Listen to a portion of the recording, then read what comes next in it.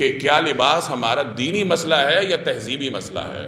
اس کا جواب یہ ہے کہ لباس نہ تو خالصتاً دینی مسئلہ ہے نہ خالصتاً تہذیبی مسئلہ ہے، بلکہ یہ انسان کا وہ تہذیبی مسئلہ ہے جس کے بارے میں دین اسے رہنمائی دیتا ہے۔ مزید سمجھنے کے لیے یہ ایک ضابطہ سمجھ لیجئے کہ ہم جتنے بھی کام کرتے ہیں وہ دو طرح سے ہیں، کچھ عبادات ہیں، کچھ عادات ہیں۔ عبادات میں اللہ نے ہماری مرضی نہیں چھوڑی، عبادات میں بندے کی رائے اللہ نے نہیں چھوڑی، ہر چیز اللہ نے بتائی ہے۔ جیسے نماز ہے، ہماری رائے پہ اللہ نے کوئی چیز نہیں چھوڑی، اللہ نے بتا رکھا ہے کہ کتنی رکعت پڑھنی ہے، کیسے پڑھنی ہے، ہر رکعت میں کیا طریقہ کار ہوگا۔ نماز کا ایک ایک لمحہ اللہ نے تعلیم کر رکھا ہے، انسان کی مرضی پہ کچھ نہیں چھوڑا۔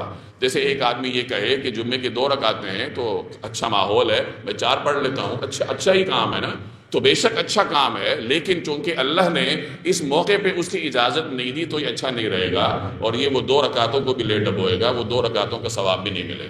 تو عبادات میں بندے کی رائے کا عمل دخل نہیں۔ روزہ کیسے رکھنا ہے؟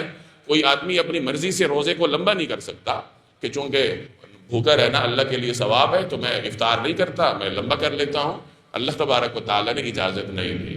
اسی طرح زکوٰۃ ہے، اپنی مرضی سے انسان کمی بیشی نہیں کر سکتا۔ حج ہے، انسان کی رائے کا کوئی عمل دخل نہیں۔ یہ تمام عبادات ہیں۔ تو عبادات میں بندے کی رائے کا عمل دخل نہیں ہوتا، عبادت کا ایک ایک جزیہ اللہ بتاتا ہے کہ کیسے کرنا ہے، اللہ کا رسول بتاتا ہے کہ کیسے کرنا ہے۔ دوسرے نمبر پر عادات ہیں، انسان کی جتنی عادات ہیں اس میں اللہ تبارک و تعالی اصول بتاتا ہے، جزیات انسان کی مزاج پہ چھوڑ دیتا ہے، انسانی مزاج پہ اس کا دار و مدار ہوتا ہے۔ مثلا کھانا ہے، اب ہم کھانا عادت کے لیے کھاتے ہیں نا، یہ عبادت تو نہیں ہے، انسانی عادت ہے۔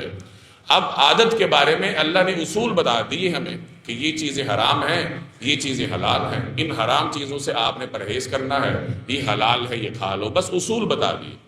اب ان اصولوں کا جو اطلاق ہے، ان کی جو امپلیمنٹیشن ہے، وہ انسان کے مزاج پہ ہے۔ اللہ نے بتا دیا کہ یہ گوشت حلال ہے، یہ کھا سکتے ہو، اب اس کو پکانا کیسے ہے، یہ انسان کے مزاج پہ چھوڑ دیے۔ اگر یہاں اللہ ایک ایک جزیہ بتا دیتا کہ گوشت ایسے پکاؤ، اتنی مرچیں ڈالو، اتنا نمک ڈالو، اتنا گھی ڈالو، تو انسان مصیبت میں پڑ جاتا، مشقت میں پڑ جاتا۔ ہر انسان کا اپنا ذوق ہے، ہر علاقے کا اپنا مزاج ہے۔ تو کھانے پینے کے بارے میں اللہ نے اصول بتا دیے، جزیات نہیں بتائے، جزیات انسان کے اوپر چھوڑ دی۔ یہی صورتحال لباس کی ہے۔ لباس چونکہ انسانی عادات میں سے ہے، انسانی فطرت کا تقاضا ہے، تو اللہ تبارک و تعالی نے یہاں بھی انسان کو اصول بتائے ہیں، جزیات انسان پہ چھوڑی ہیں۔